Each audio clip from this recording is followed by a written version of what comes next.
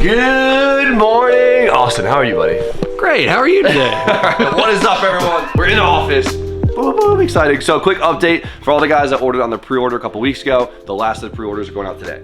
So, if you've been wondering where those are, they're on their way. You got to email about it. I apologize for the delay on those. The LZ World Tour kind of put us behind like a week, but it wasn't too bad. So thank you guys for copping our last pre-order. It means the world. But today we have a lot of random stuff going on, so the video's gonna be a little chaotic, but things are happening. We're busy. Busy's good. Busy time of year. I always say a lot of stuff going on. I always say it's a busy time of year, but it's always a busy time of year. But to start off, as you guys know, I've been getting my home garage renovated. I hired a contractor to kind of speed things up, to get all the electrical done, get it all safe up to code, get it all sheetrocked and pretty. And we've had some pretty major progress you guys have not seen yet. So check out this update.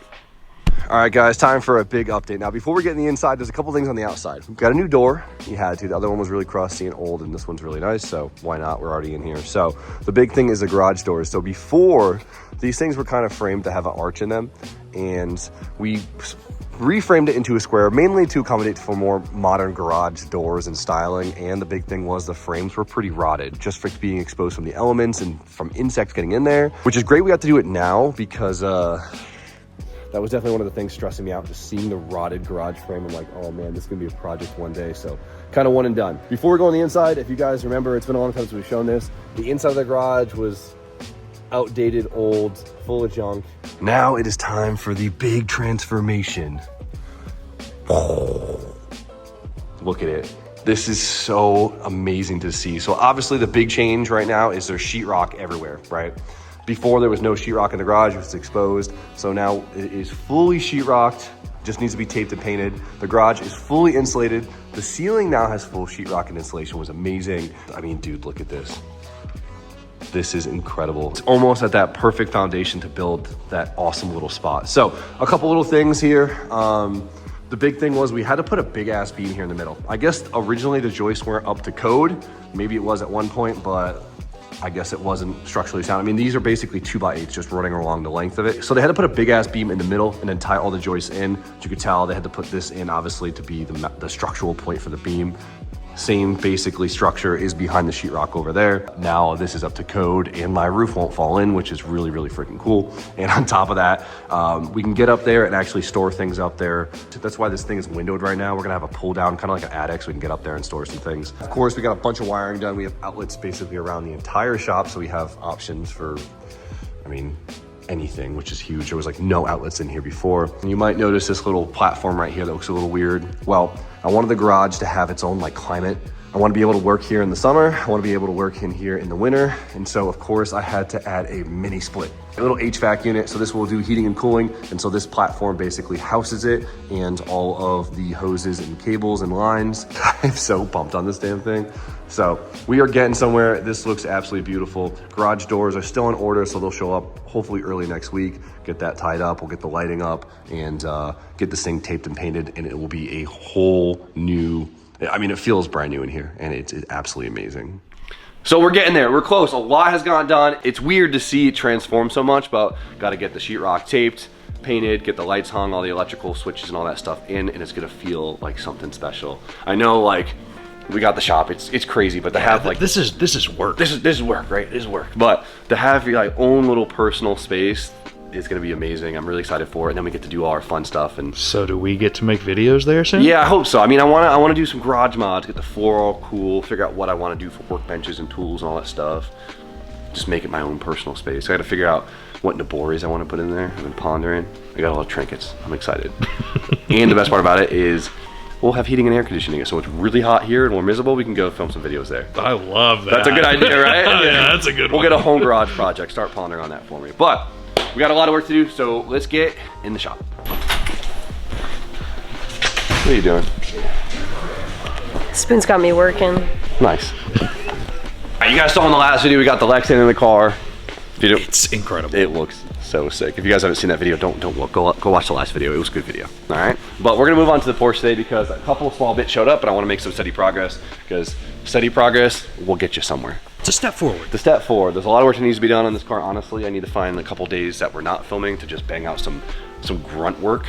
Tedious stuff. Tedious. I got to spend a couple weekends here so we can make some big progress on camera. But today we got a couple small mods to get us, well, moving on.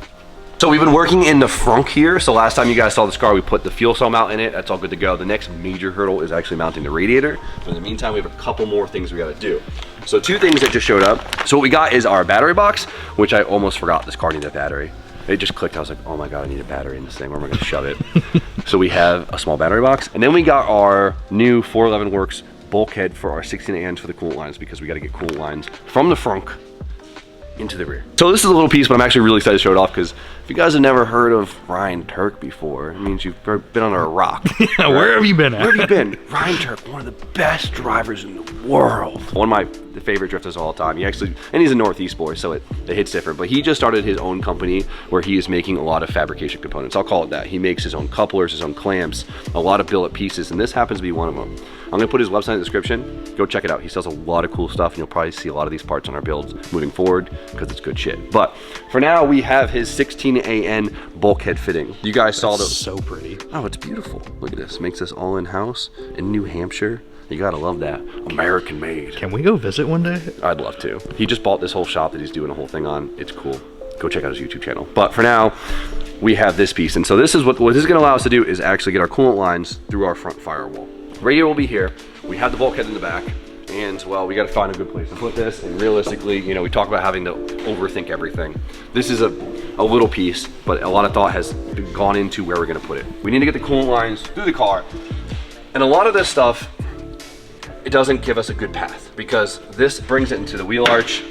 This brings it into like this HVAC component area right here, which is really crusty, and I don't even want to look at that. We need to get down into the car, and well, it actually worked out, because we deleted this section right here, and it's looking like that's gonna sit beautifully right there.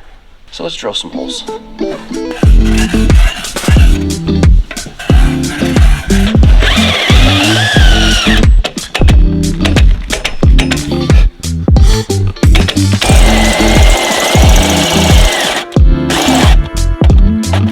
I need to accept the batteries dead.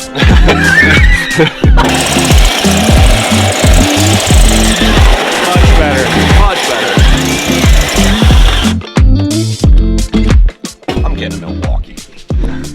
Snap on shit.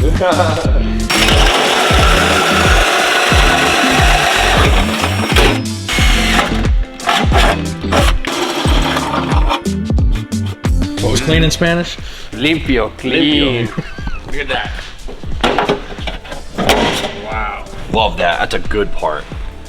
Thanks, Ryan Turk. Thanks, Ryan Turk. 411 Motorsports. Is it Motorsports? Works. Works. 411 Works. We love you. This is sick. Something like that. That's it. Something like that. I'm just excited to show off the homies products. Look at that. Cool. This is great, because now what we have is we have a point for our radiator connect to. We have the one in the rear already. So now we have to connect this to that, and then that's already connected to the engine. It's practically done. It basically just needs a tune. So now we take our fittings, and look at that. I see the vision. You see it? So I was super tempted to like hide this underneath and not see it, but I know we keep talking about how we kind of want this car to have that like race car look. You know In what your I mean? face. So I figured having the lines like up and in your face kind of actually makes it look more aggressive. I like it. Yeah, put the lines here. Nice and easy. You see the vision? You see the vision? Put this right here. Ready to drive. Now we gotta shove a battery in this thing, and I was super tempted to put it in here, right? Because we have this little compartment, and it'd be kind of cool to hide it. You know what I mean? We're gonna probably utilize this compartment quite a bit for running lines through. Get that. Can you try again? Sorry, I was asking I was asking Siri how to build this car. We're gonna use this engine compartment for running a lot of lines, and I don't want it all tight with the battery for no reason. Because this is where all of the tunnel stuff comes out, right? Exactly. So the tunnel basically feeds into here, and this is where we're gonna run all the lines that we want through there, which is gonna be quite a bit of lines. And on top of that, I mean, we have our steering shaft going through here, so we lose all of that. So, I mean, we could make it work, but I think we're making things tight for no reason. And honestly, I don't think this car would have a bad look with the battery actually being up front. Quick little borrowing. Let's make sure she fits first. There we go. Okay. little tight. Does that look awful? Anthony, come here. Does this look bad here? Kinda, right? Yeah. Yeah. Kinda. It doesn't look good. It doesn't look good, right? Where can we put it? Where can I hide it? I could put it behind the passenger seat. I can't fit it here or anything, or we can't put it up here.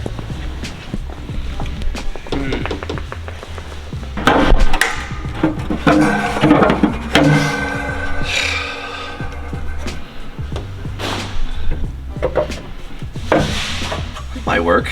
Yeah, it's a better spot. Yeah. Way better. Yeah, that's a way better spot. Does it make our life harder though? Yeah, A little bit more. Yeah. A little bit more. It's worth it, right? Yeah, it's worth it. Let's see. Okay, yeah, it kind of fits perfectly right there.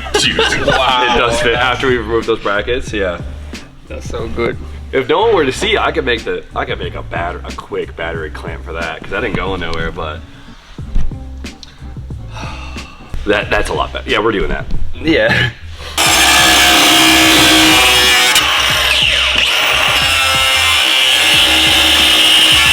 So this actually fits way better than I thought. It makes way too much sense. Yeah, it makes way too much sense. So we cut all the brackets off. It actually fits pretty good. The only hard part is the battery tray itself doesn't actually fit in there, but it is flat in here and it fits like a glove. So I think we can honestly get away with just mounting, like letting the battery sit on the factory floor pan and just making a tie down for it. Because I mean, look at it. I mean, it's sturdy. It's literally sitting flat and it gives us plenty of room to get our lines through and our steering shaft. I mean, dude, like you can go to AutoZone and get like the generic hook ones that like hook. You would never know. So the battery fits in there kind of like it was meant to be there. It's one of those satisfying weird things that I think we could take it and run with it, because trying to get a battery tray in there is going to cause us to have to heavily modify it. But it is in there. I'm happy with that. So solid. So all we have to do is make something that ties it down, and we're trying to make it look a little half decent. So I have one of these mounts from a previous battery box that actually fits in here perfectly. So I'm thinking if we could utilize this to tie it down, I think it actually looks pretty good. You'll split the difference between going OD with it and making it look nice. So the only hard part is we got to figure out a way to get this thing to sit without being intrusive to the battery. Let's get to work.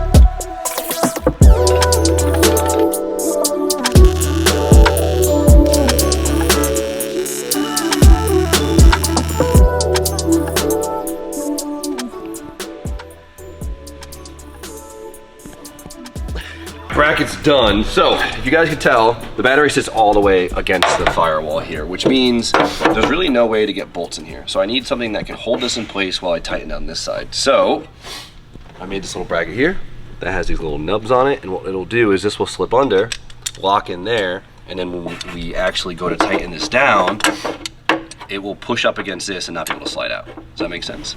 So we'll take this and then bolt it down. Yeah? I see the vision. That's pretty smart. Not too shabby. Put a couple holes in it so we could plug weld it. 3 plug welds would be more than enough. Think of it as 3 M8 bolts holding it to the firewall versus trying to weld all the way around it and it just being like stuck on the chassis. If we don't like it, we can always grind these off and it makes life easy. And it's OEM. If it was Porsche OEM, I would have drilled 14 plug welds in here and then welded it on.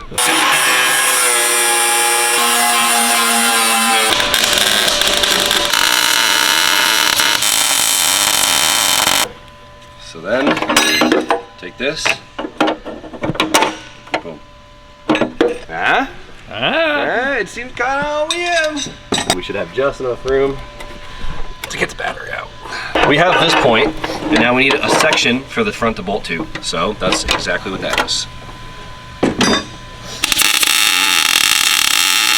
All right, we got our second tab. What I'm gonna do is mark this one now. Squeeze. Squeeze. final fit. Let's see how we did. Get that right there. One of them. Oh, butter. Look at that, boys. Moving the whole damn car. It actually worked out really well because we have plenty of room now for the lines to still go through the tunnel. Steering shaft is over here and the battery is hidden and out of the way and you don't see it.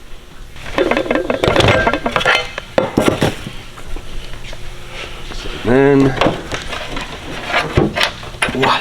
What battery, man? What battery? There we go. Are we done mountain stuff yet? Quick Porsche break, the 350Z. You guys haven't seen this car in a long time. This was a good car. We did the Z week with LZ, we did drift week with this thing. It has been used and abused by all my friends. It's been sitting for a long time. I realized that, one, we need another car for the homies to drive. And two, I really want to get back onto having a practice car. Something that's low commitment, takes a good hit, so I'm not scared to scratch, and something that just keeps going on. And guess what? That's what a Z's for. If you guys follow DJ channel, the DJ No Way channel, him and Ant actually took this car and refreshed the engine for me. We kind of had a deal. I was like, Ant, you refresh it, you drive it all you want. So Ant will be driving this a lot this year, which would be cool. Getting Ant and DJ to the track with us would be really cool. I've been trying to get them to come to the track with us for forever now. Forever. That's all I've been trying to do is to get all my friends to the track. He has his M3 now, beautiful car. We're gonna drag him to the track with us next week. It's gonna be sick. But to get my Z prepared for practice car, well, I had to get a cage in it, and guess what? The Z is officially caged. You guys saw last week Jordy ripping it apart, and look, it's already back. The cage was done in 2 days. My buddy Nils down at Accurate Fab here in Bristol, Connecticut is like the man. That's crazy. 2 days. If you need a cage, you hit up Nils. Not only is his price unbeatable, like untouchable, the timeliness of it is huge. It's not like one of those hold your car hostage for 6 months, you get a bill that you weren't expecting and everyone's upset. It's what happens a lot. It hasn't happened to me, but I see it happen to a lot of people in the past. If you bring your car to him, he wants it out of there, so he's gonna get it done fast. Exactly, and look at it, it's a beautiful cage. This was all custom bent. That's insane. Nice and tight, fits great. Whatever door bars you want. Accurate Fab, will put the Instagram right here. Hit him up.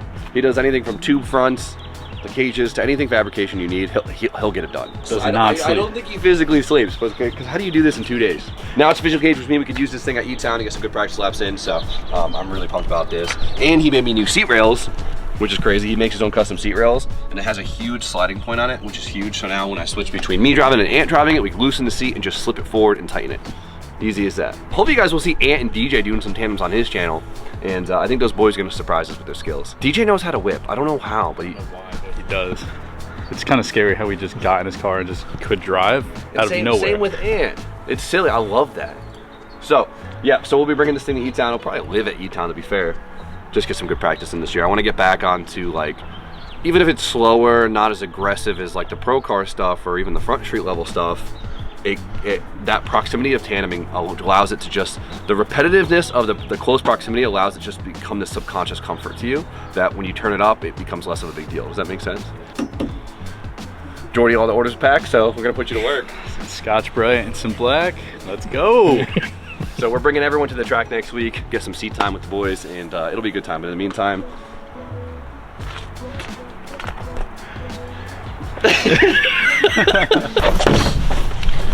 I feel like we should do like a subscriber experience. Come out and drive my 350Z for it. That'd be fun. You guys would be down for that. It'd be fun. Imagine like just a random subscriber we just bring to the track. We take to E-Town for the day. Like, I hope they've never drifted before. It'd be amazing. We have Chris Knapp to teach them, and then a perfect practice car. Yeah, we admit. And then by the end of the day, they're running the wall. Duh. We gotta cut these door cards to this shit. 350Z definitely has an intrusive door card. Kind of nice having a car I don't really care too much about. Story of my life, bud. Makes the whole process a lot less stressful. All right. Beautiful. I feel like this is the worst part about having a cage. Oh, having to like redesign your interior. Well, yeah, it depends on which interior you want to keep. Like the coupe was a pain in the ass, so they cut all the panels and stuff like that. Tom's car was a pain in the ass because we used every single stock panel in his car, but this thing doesn't even need door cards. I see this car as just a straight tool. You know, it's like a pair of, it's like an old, like a pair of shoes. It's like a pocket on a shirt. It's like an old adjustable wrench. It's not really the best at anything, But man, does it get it done. You know what I mean?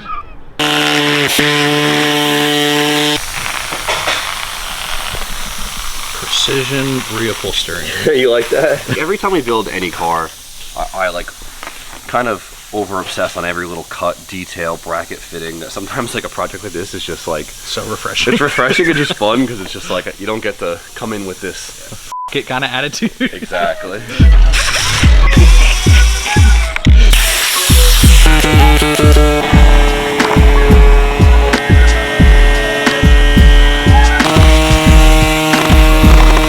So this is what we were envisioning, right? Hole, unlock, lock, windows. Might be a little small. Whatever. It's better to be small than massive. Let's ream it out. Yeah, there you go. But that used to mount here on the armrest, but that is long gone. So that's the best place for it, right? Works for me. That up. That's a good car right there. Getting the stallion ready for you guys. You're cutting? What are you guys cutting? Artiste. That's perfect. Great. Nice. So while Jordy works on the Z, we got some work to do on the Porsche. So the last major thing we need in the front before we can actually start getting the metal finished up and this thing in color, because we can actually get this thing in color soon, which is kind of crazy to think about. Yeah, it feels like we're close. We're getting close. It might feel like it's dragging, but we're getting close. So we got to mount the radiator. That's a big thing. We got to figure out where we can fit the radiator. We know where it's going to land, but we got to figure out how to actually attach it to the chassis. But there's one major hurdle we have to climb over until we could actually get the radiator in there, and that is dealing with our suspension. So if you look at our floor pan here, our suspension bolts to it, right? And as you can tell, it's super crusty. It's borderline rotted out. The previous owner cut this out. There was a battery there. It was exposed to the elements, and it got rusty, which is a shame. I mean, this piece is known to get rusty, and they can sell replacements, but I've been toying on the idea with what I want to do. Do we want to get a whole new floor pan, weld it in, do all that, then cut it up for what we want to do? Do we want to spend the time and repair this, seal it back up, and then make it fit? Or do we want to make it from scratch? So after a lot of pondering, I have decided that I want to continue on with the theme of the chassis, and that is if we don't got it, make it work. I mean, the car, it's already is what it is, so I don't really feel guilty anymore like cutting up all the factory Porsche stuff. So what I want to do is actually remake a whole new mounting point for the front suspension, and that will allow us to integrate it very seamlessly with our radiator and make it look all nice, pretty, and new, never have to think about it. What we have to do is we have to chop all of this out so I can spend a couple days fixing all this metal over here, because once we chop all this out, I still have to fix this corner before we can actually start plating off of it and making new suspension mounts. Before we get into that, I have to make a template of where the suspension is going to land, so when I cut it all out and go to make the new mounting points, we know where it's supposed to mount everything so it doesn't mess up our OEM geometry and cause an issue with an alignment, which makes the car not drive as well as it should. We gotta make a template and then do some cutting. Look how rotted it is. Yeah, screw trying to fix all that. We'll just make some new stuff. So what we have to do here is we have to make a structure that is gonna localize our mounting points for us, so when we actually go to make the new mounting points, we know exactly where they're gonna land.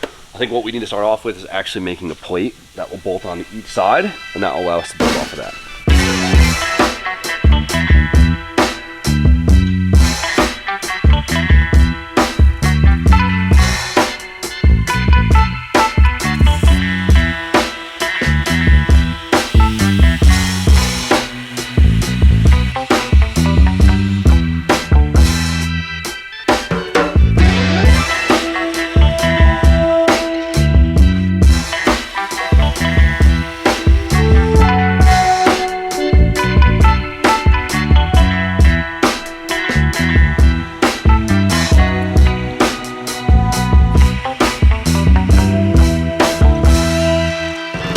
Did this correctly, this should fit right in.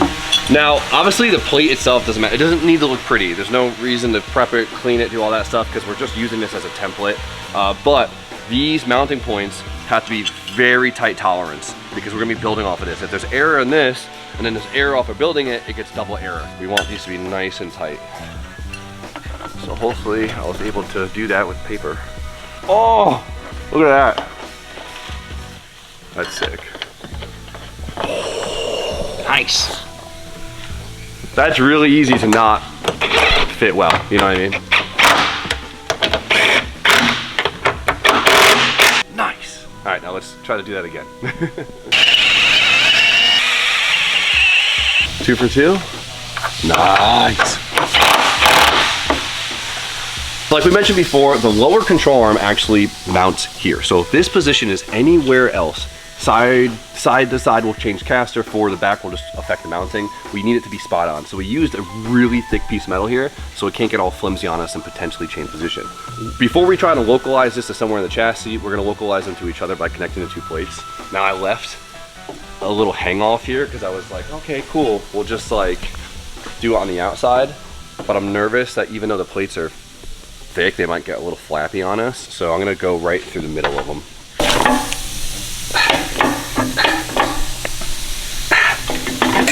Oh God, I'm stopped.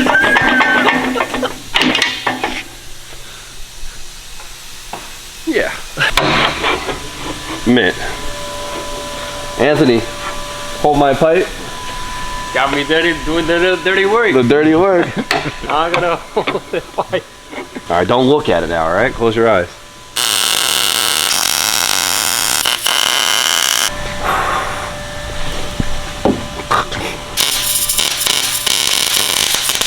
All right, so now they're tied together beautifully. Craftsmanship at its finest. So now it's localized together. We need to localize it to the chassis itself so we can bolt it back up once these mounts are here. So we need to fix the position front to back, side to side, and up and down, right? So to make sure we have the correct side to side and front and back, we're gonna connect it to this mounting point on the chassis. Nice, sturdy, accurate suspension mount.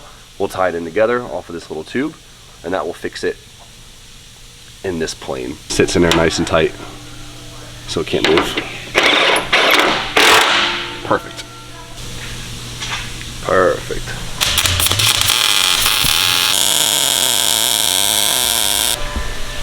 You're ready for race day. I'm not that close, Brian. Johnny gave me this. All right, close your eyes. Oh God, it's not a welding motor. Ah, my ass. In this. A fucking bottle of birch. That was Jimmy.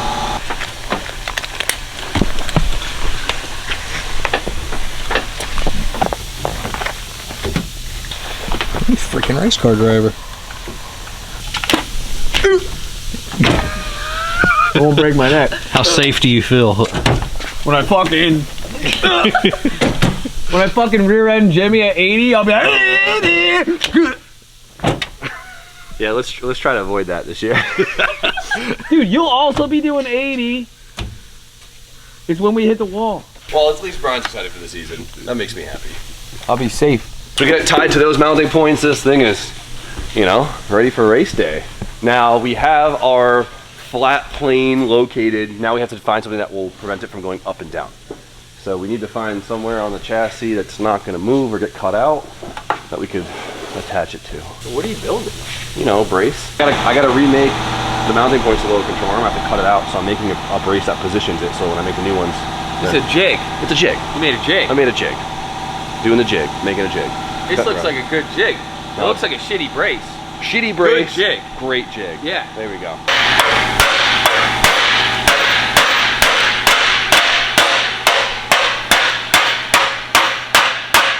Look at that. Come on, dude. Right there. Come on, dude. Not bad. Come on. I'm hyped on that. It actually worked really well.